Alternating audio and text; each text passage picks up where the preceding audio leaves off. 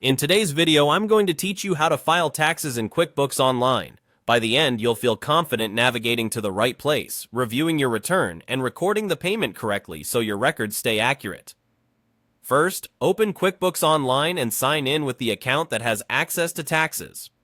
From the left-hand menu, head to the Taxes or Sales Tax section. This is your hub for managing sales tax, seeing what's due, and filing. If your company is already set up for sales tax, you'll see your agencies and upcoming due dates. If not, you'll be prompted to set it up. If you haven't set up sales tax yet, click Get Started and follow the prompts.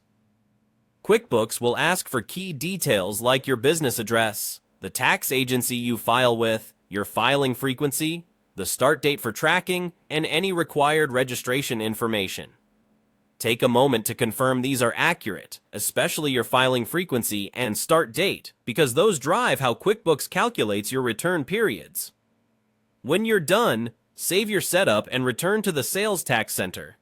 Next, select the tax agency you're filing with and click View Return. This opens the return for the correct filing period.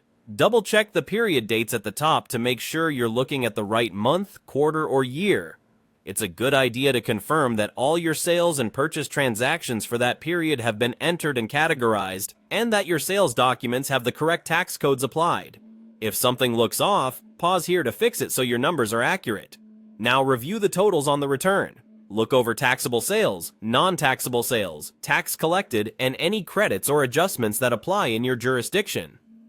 Ensure exemptions and rates make sense for your location and the goods or services you sell. If your agency requires rounding rules or specific adjustments, apply them according to their guidance. When everything looks correct, click File Return. QuickBooks will guide you through the filing confirmation. Finally, record the payment.